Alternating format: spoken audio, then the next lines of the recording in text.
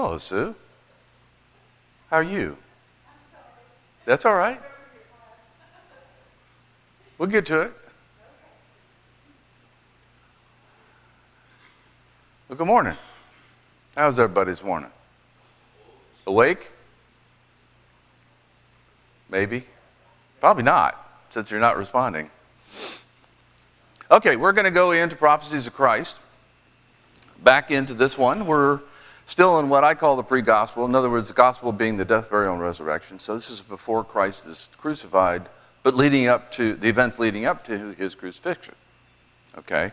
Then we've got the gospel, which is the death, burial, and resurrection. And then we have all the ones about the kingdom, which is after the resurrection, the ascension, and all the things that he talked about there. So we've just got 2 left. We're going to finish this particular area today. And kind of the focus we have is the night, Thursday and Friday. Early Thursday and Friday. Thursday about 6 p.m. at night. Somewhere after 6 p.m. they had the Passover meal. And Doug talked about that last week. Then he prays in the Garden of Gethsemane. Then he's arrested in the Garden of Gethsemane. And I think the arrest, Doug also talked about last night, was part of the last week, was a betrayal. And then he's brought before Annas. Anybody tell me who Annas is? And don't say the guy they brought Christ in front of.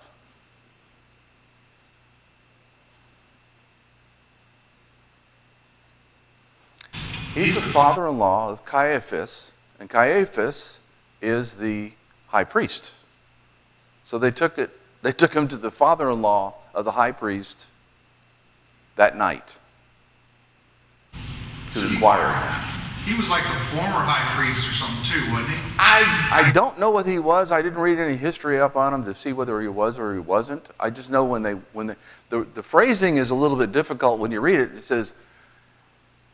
It says he's the father-in-law of Caiaphas, and he's the high priest. You got to say, okay, who's the high priest? Annas is not the high priest this time. He's the father-in-law. But somewhere when it's daybreak, when the new day started, and the new day starts at 6 o'clock in the morning, he sends it to his son-in-law, Caiaphas. And Caiaphas is the one who said, we need to kill him. Okay? It's better for one man to die for the good of all the other men. All the other men being the people in the Sanhedrin. So, he's brought before Caiaphas and the Sanhedrin. I lumped them together. When you read it, it's a little bit muddy to say, does he take it to the high priest and the Sanhedrin, or the Sanhedrin with the high priest? It looks like, when I read most of the Gospels, it has him with the Sanhedrin, because when he and Christ are talking, he gets slapped by somebody because Christ talks back to him and he answers his question, to say, he was asking, who are you? And are you the Son of God? And everything like that. And he answers him, and somebody slaps him and says, don't you know you're talking to the high priest? So that's why I bundled them together. Then he goes before Pilate, the Praetorium. So this is the point where the Sanhedrin says, we got to kill him, but we can't kill him because the people would be unhappy with us. So we'll send him over to Pilate, convince Pilate that he's the one, you need to get rid of him because he's causing an insurrection against Rome. So he's before Pilate. And this is at the Praetorium. It's early in the day on Friday. And they don't go inside there because they don't want to defile themselves for the Passover that's coming over. So they just kind of shoved Christ in the door and said, here, he's your problem. Pilate says, where are you from? I'm from Galilee. Oh, well, you're a Jew. That's not my problem. And he sends him to Herod. And Herod talks to him. Herod says, I've been wanting to talk to you for a long time. Okay, so there's a discussion going on between him and Herod. And Herod says, well, I'm not going to do anything with him. So he sends him back to Pilate. At some point in here, he gets scourged. And I think Pilate scourged him with the thought that if I scourge him and everything like that, they'll let him go. It's enough. But when he's brought before Pilate and everybody's there and he wants to let him go, He's condemned at that particular point. So that's kind of the timeline. And we were talking about it to say, if you look at all of this that occurred Friday, and let's say it started at like 7 o'clock, maybe 8. When do you think it got done so that he could be crucified?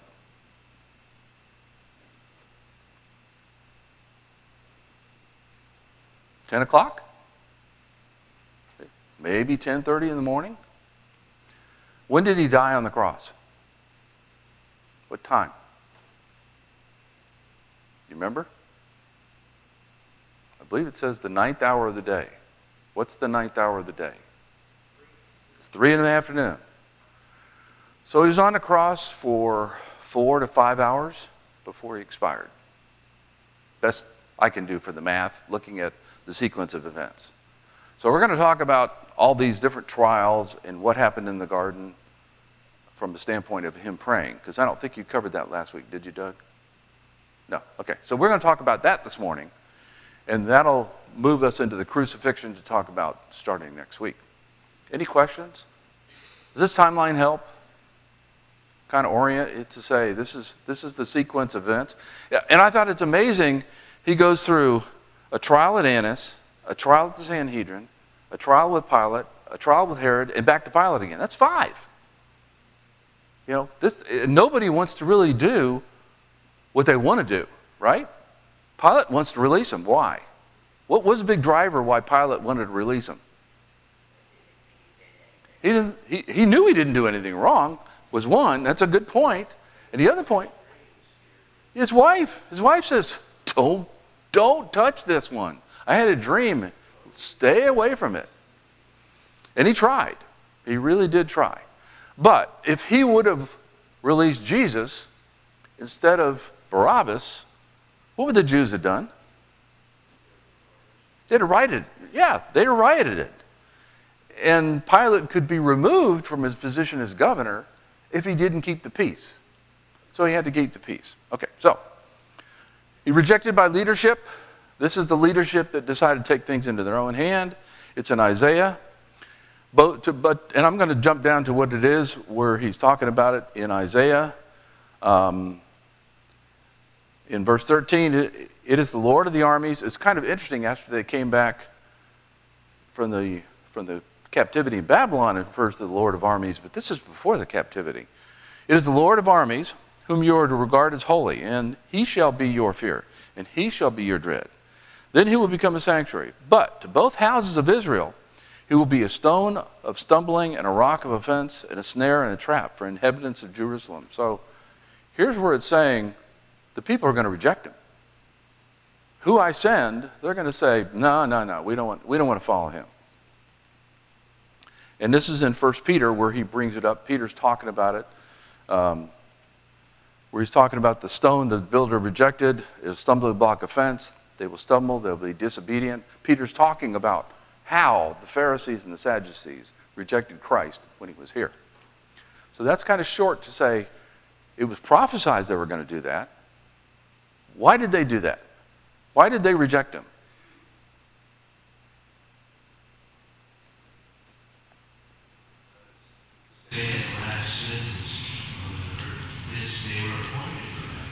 Well, you could say they were appointed. They were appointed to be the leadership. It didn't happen because of the prophecy. The prophecy said it was going to happen, right? Why did they reject him?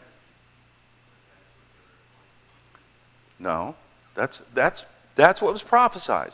They rejected him because he was the threat to their power. And the prophecy says it's going to happen, but it didn't say why. The why was because they were a threat to their power. He wasn't their model of what they were looking for. If he'd have been a super king, like David, that fought wars, and they could throw off the Romans, they'd have loved him. But as it was, he didn't fit their mold. So, obedience to the end, this is about the garden. This is about the prayers in the garden. In Isaiah, again, I was not disobedient, nor did I turn back. So this is God has given me the tongue of disciples so that I may know how to sustain the weary one with a word. He awakens me in the morning. He awakens my ear to listen to his disciple. The Lord has opened my ear, and I was not disobedient, nor did I turn back. What do you think that pulls from in the New Testament? How about Matthew? He was in the garden. He went in there. Who did he take with him when he went in the garden to pray? Excuse me? Yeah, he took some disciples. Peter, James, and John, the three. The same three that were on the Mount of Transfiguration. Okay? And what were they there for? Moral support. Okay? My soul is deeply grieved to the point of death. Then on farther down, my Father, if it is possible, let this cup pass from me. Yet not as I will, but as you will. So that's the first part of it. And he got through with that part of it, and he came back to the disciples. And were they there to really provide that moral support? They were asleep. Okay? And he came to the disciples and found them sleeping. He said, "So, you men could not keep watch for me for 1 hour?" So they weren't there very long. "Keep watching and praying so that you will not come into temptation. The spirit is willing, but the flesh is weak." He went away again a second time and prayed, saying, "My Father, if this cup cannot pass away unless I drink from it, your will be done." So the first part of the prayer was, is there any way that I cannot do this? And the second prayer when he came back was, okay, let's go ahead with it. I don't think it can pass. I think that's why I came. And he knew that's why he came. So, now we go into the trials, which were, as I said, they were extensive. There was quite a few of them. And the things that happened in the trials, there's more prophecy for the people that are actually going to go do. Psalms. Lord, all my desire is before you. All my sighing is not hidden from you. My heart throbs, my strength fails me, and the light of my eyes, even that is gone from me. My loved ones and my friends stand aloof from my plague, and my kinsmen stand far away. Those who seek my life lay snares for me, and those who seek to injure me have threatened destruction, and they plot deception all day long. Now, one's in white and one's in gold in the what I have, and there's kind of two different areas that I'm going to reference in here, because it's two different prophecies that are all just rolled together as one in Psalms. The first one is about the gold one. And Jesus said to them, "Have you come out with swords and clubs to arrest me?" So this is the arrest in the Garden of Gethsemane. "As you would against a man inciting a revolt. Every day I was with you within the temple grounds teaching, and you did not arrest me. And this has taken place so that the scriptures will be fulfilled, and his disciples all left him and fled." So he's got the disciples with him as he's being arrested. And Christ brings up a good point. How come you didn't arrest me in the middle of the day when everybody was there when you saw me in the temple? Which they don't ask. Who's there that's arresting him? You remember? It's the temple guards. That's who the Sanhedrin sent out to go arrest him. There was a Roman representative there, but it was the guards from the temple that were arresting him. A young man was following him, wearing nothing but a linen sheet over his naked body, and they seized him. But he pulled free the linen sheet and escaped naked. Who's that?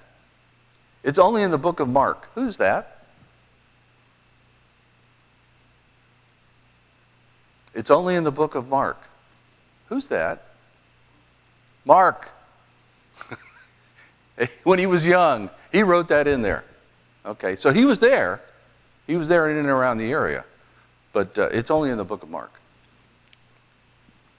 In John, this is a little bit later on. The first thing was in the garden. This is at the trial. Simon Peter was following Jesus, and so was another disciple. Now that disciple was known to the high priest, and he entered with Jesus into the courtyard. Who's that other disciple?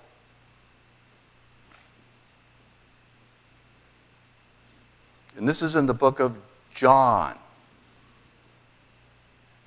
Huh? It's John, yes. But Peter was standing at the door outside. So the other disciple, who was known to the high priest, went out and spoke to the doorkeeper and brought Peter in.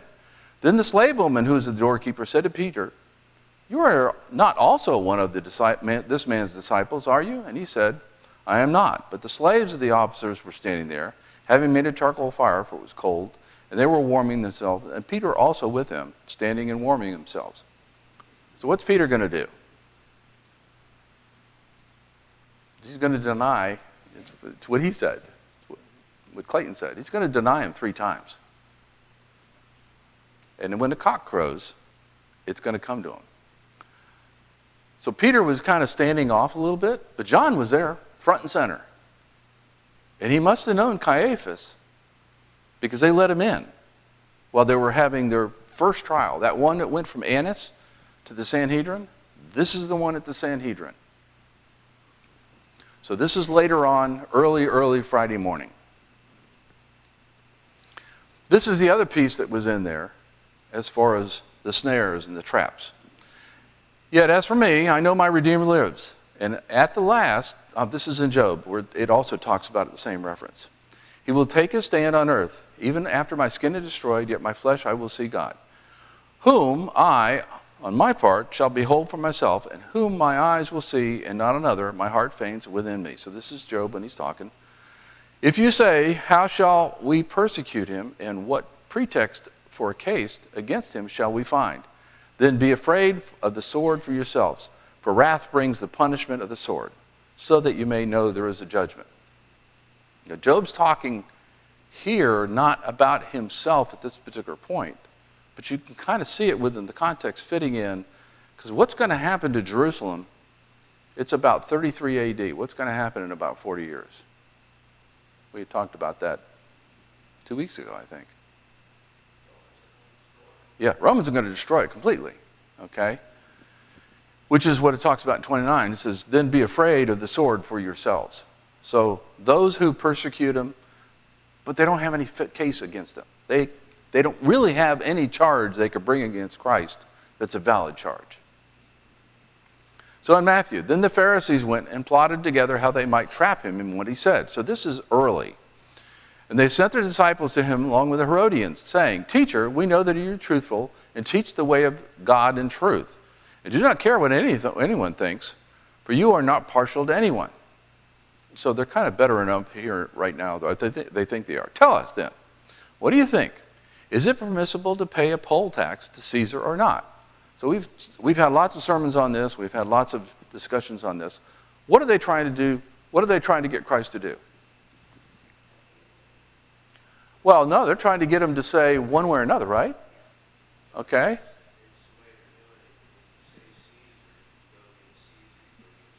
Yeah. So, yeah, as Clayton says, if they get him to say, "Don't pay the tax," well, now he's an insurrectionist.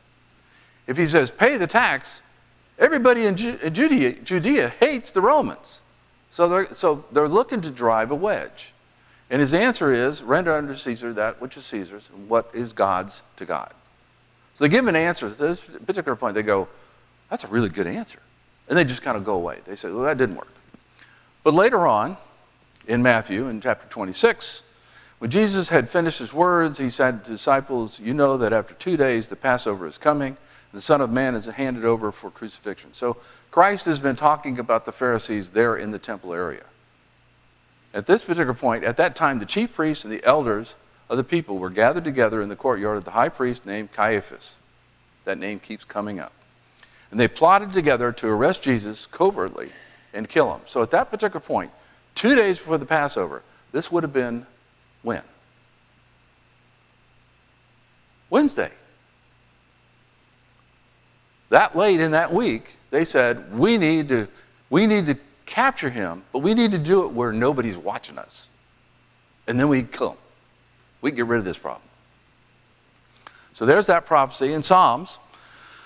"Why are the nations restless and the peoples plotting in vain? The kings of the earth shall take their stand, and the rulers conspire against the Lord and against his anointed, saying, 'Let's tear the shackles apart and throw the ropes away from us.' He who sits in the heaven laughs. The Lord scoffs at him. Then he will speak to them in anger and terrify them in his fury, saying, But as for me, I have installed my king upon Zion, my holy mountain. So you see Christ there, okay? What you're doing, what all you nations going together are doing, you're following my plan, and you don't even know you are. So, in Acts, this is where Peter's talking, and he, in verse 25 in chapter 4, he says, Why were the nations insolent, and the peoples plotting in vain? The kings of the earth looked their stand, and the rulers were gathered together against the Lord and against his Christ. So here's where Peter's saying, don't you remember? The nations, it wasn't just the Jews. It was also the Romans that were gathered together. And that is a little bit in Luke. Now Herod was overjoyed when he saw Jesus. Remember, this is about the trial in front of Herod. For he wanted to see him for a long time because he had been hearing about him and was hoping to see some sign performed of him. So why did Herod want to see him? Do a magic trick. Wow me. Do something cool. And he questioned him at some length, but he offered him no answer at all, the him being Christ. Now the chief priests and the scribes stood there, vehemently charging him. And Herod, together with the soldiers, treated him with contempt and mocked him, dressing him in a brightly shining robe, and sent him back to Pilate. So Herod and Pilate became friends with one another that very day, for previously they had been enemies towards each other. So at that particular point, you can see the people and the nations, as the prophecy said, are turning against him together for his demise. Zechariah. Now listen, Joshua, you high priest, you and your friends who are sitting in front of you. Indeed, they are men who are assigned. For behold, I am going to bring my servant, the branch. So here's the prophecy. He says, he's going to come before you, but he's coming before you because I planned it. He's coming before you because you're going to be an instrument for part of the plan that I set in place before everything existed. Before creation, I put this plan in place. So this is where I talked about a little bit earlier, whoever arrested him. This is in John. And this is 12 through 14, and then there's a little bit in there that I skipped past, and I'll pick up again on verse 24. So the Roman cohort, the commander, and the officers of the Jews arrested Jesus and bound him. So who are the officers of the Jews?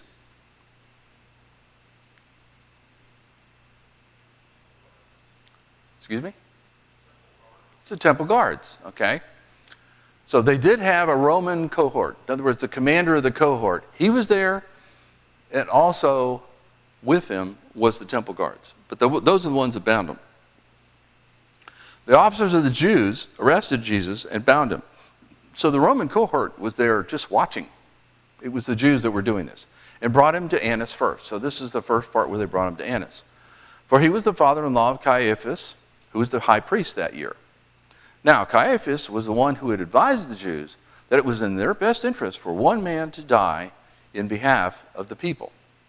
So he was the one who convinced them, since he was the high priest and the Sanhedrin, that we said, we got to get rid of this guy. But back, remember I read that other verse where they said, and we're going to do it in the middle of the night. We're going to do it when nobody can see us. We're going to do it covertly, and then we'll get them killed. And then skipping down to 24, so Annas sent him bound to Caiaphas the high priest. So this is where they're starting to step through all the things, and it's the beginning of the day that he sends them to Caiaphas. In Isaiah, the Lord God has opened my ear, and I was not disobedient, nor did I turn back. I gave my back to those who strike me, and my cheeks to those who pull out my beard. I did not hide my face from insults and spitting. For the Lord God helps me. Therefore, I am not disgraced. Therefore, I have made my face like flint. And I know that I will not be ashamed. Going to verse 6. I didn't underline that, but we had talked about that. I talked about that in my flow. I gave my back to those who strike me. What is that? What is he referring to that actually happened? They scourged him. Okay.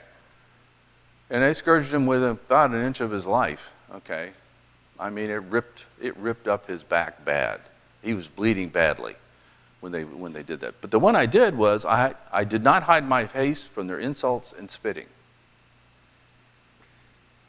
When did that happen? You remember?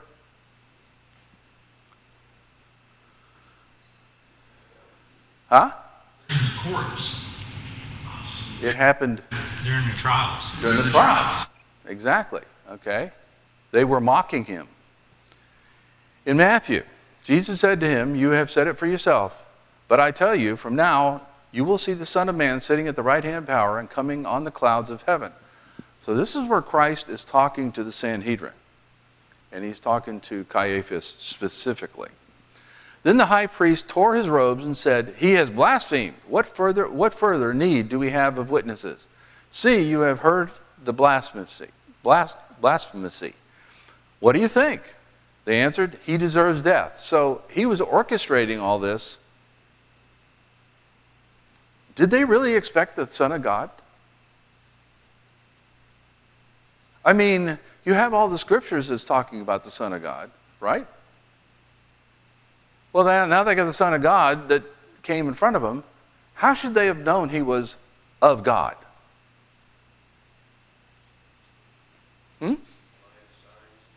The signs and wonders. All the miracles he did.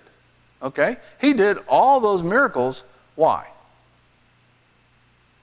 To establish his authority. He came from God. He never said he came from anywhere else but from God. Then they spit in his face and beat him with their fists, and others slapped him and said, "Prophesy to us, you Christ. Who is the one who hit you?" So this is where they're spitting and they're slapping and they're hitting and they're slugging and everything else. And they have a cloak or a robe or something over his head where he can't see. But this is where they're doing it. Did it happen again? She's going, yeah. Again in Matthew, this is where they're in the praetorium. Then the soldiers of the governor took Jesus into the praetorium and gathered the whole Roman cohort to him. So this is where they've brought all the Romans in to look at this man that was arrested in the middle of the night before. So they stripped him and put a red cloak on him. And after twisting together a crown of thorns, they put on his head and put a reed in his right hand. And they knelt down before him and mocked him, saying, "Hail, King of the Jews." And they spit on him and took the reed and beat him on the head. So the prophecy is in two parts. Part of it was the Sanhedrin did it, and part of it the Romans did it. And after they had mocked him, they took the cloak off and put on his own garments back on him and led him away to crucify him. So you have this going on at this particular point with the Romans. They're spitting on him and like that. I believe this is after he's been scourged. So what's that going to do? When you put the cloak on somebody, where do you put it?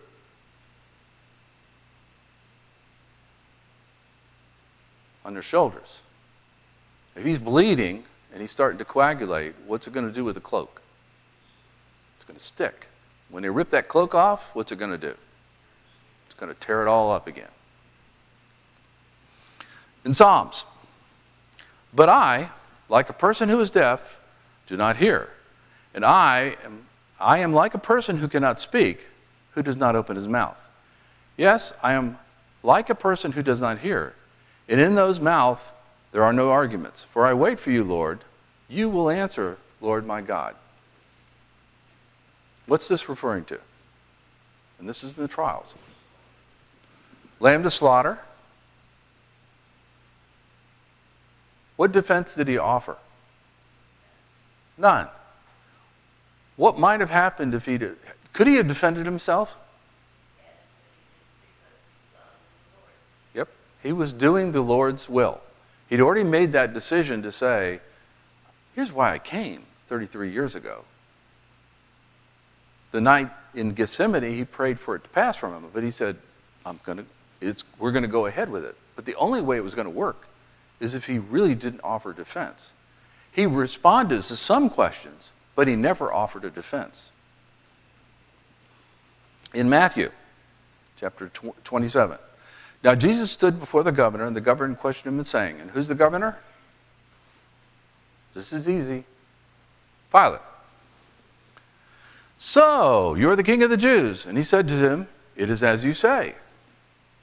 And while he was being accused by the chief priests and the elders, he did not offer any answer. Then Pilate said to him, do you not hear how many things they are testifying against you?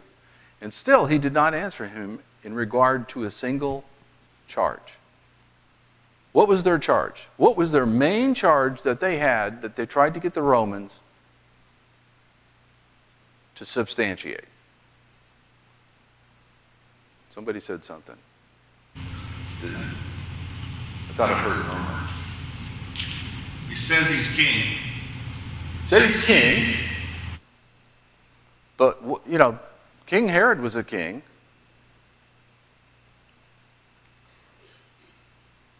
He was an insurrectionist.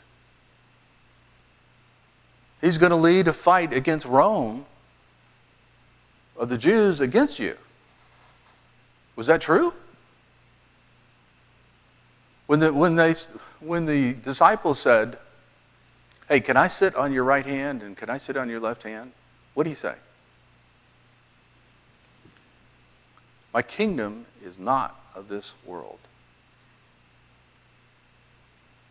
So if they listened to the teaching that was going on, they've been able to see he had no intention of anything for this world except to try and save it.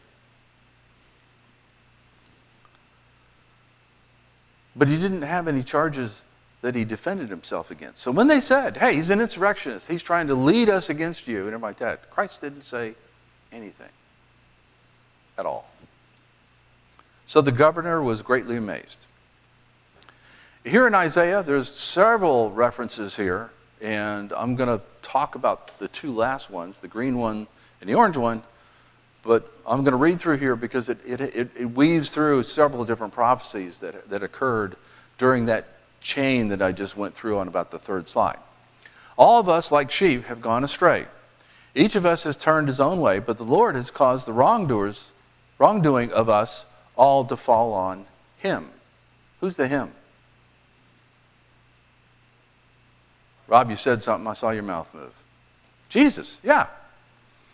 He was oppressed and afflicted, yet he did not open his mouth, like a lamb led to slaughter, and like a sheep that is silent before his shearers, so he did not open his mouth. I think you made a reference to that earlier, Clayton.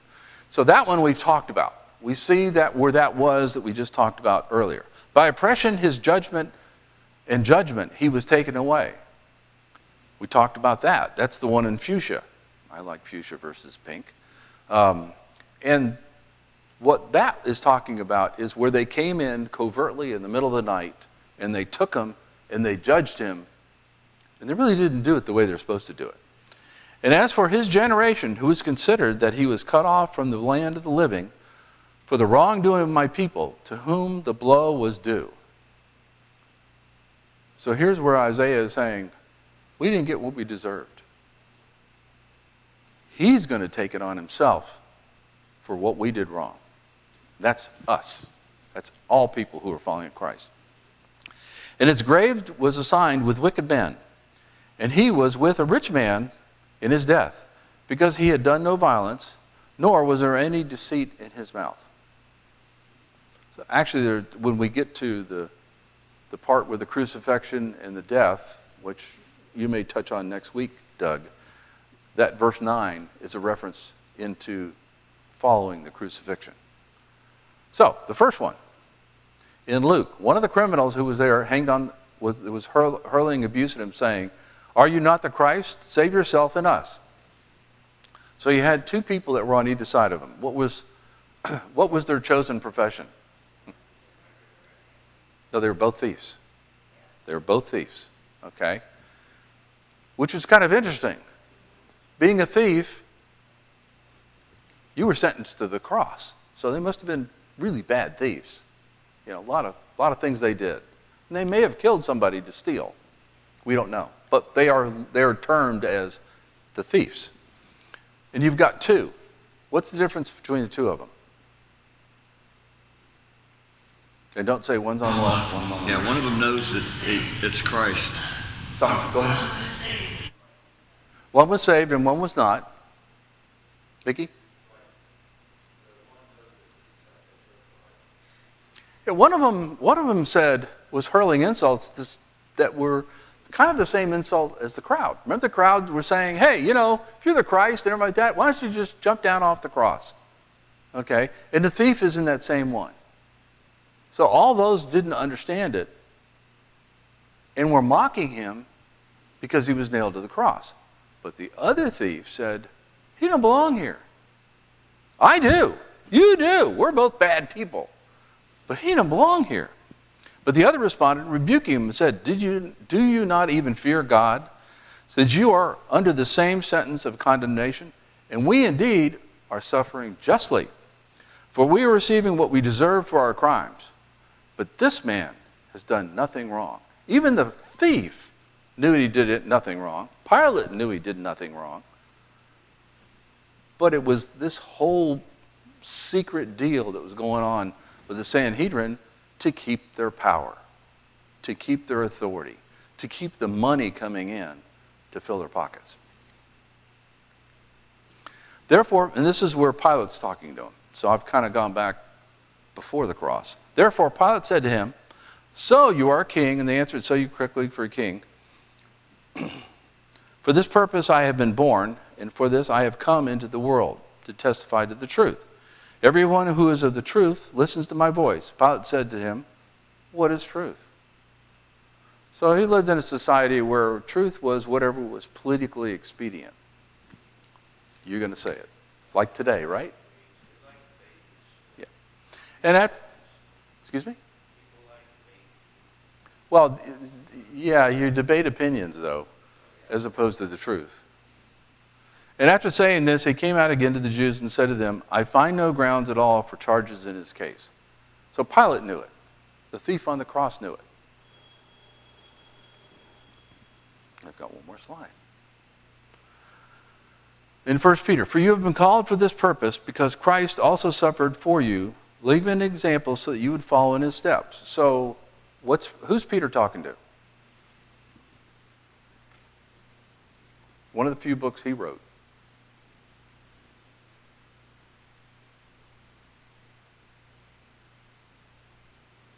This isn't hard. Who's he addressing this to? This is a general epistle, right? 1 Peter, 2 Peter, general epistles to Christians everywhere. To Christians then, to Christians now.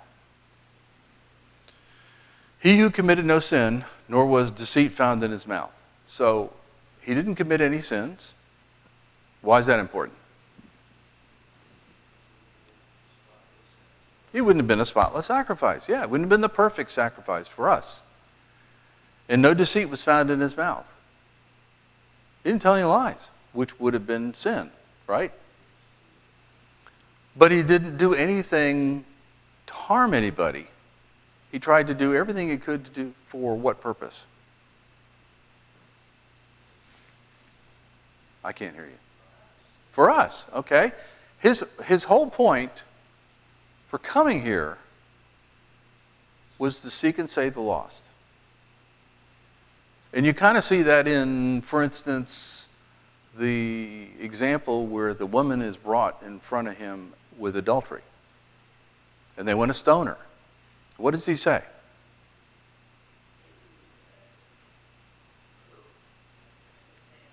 You're going to get it out.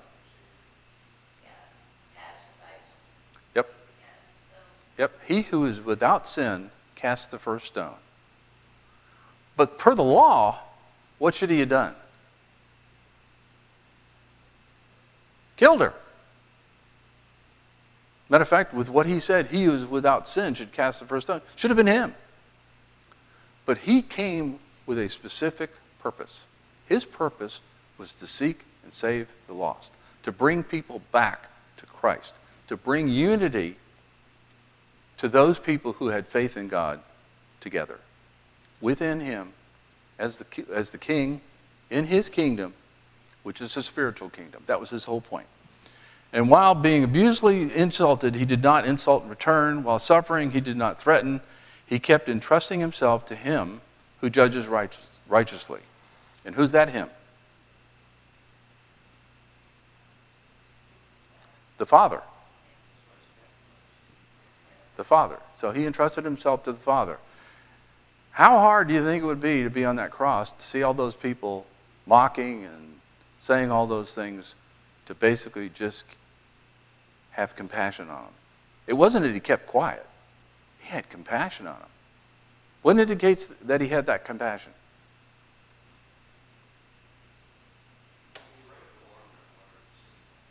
He knew their hearts. He prayed. He said, "Forgive them, Father, for they know not what they do." He had compassion. These people were vile. They were mean. So that's our God. That's our Christ. That's who we serve. Yeah, we think we have a hard time. Yeah. Yeah. Yeah.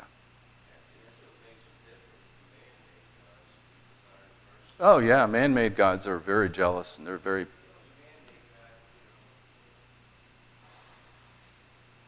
Okay. Well, that takes us through my last slide. Oh, I'm sorry. No, I had one more. The Lord God opened my ear, and I was not disobedient, nor did I turn back. I gave my back to those who strike me. This is where I talked about it earlier in Mark, and after Jesus was flogged. So I did talk about this one. I didn't think I had. Now that's my last slide.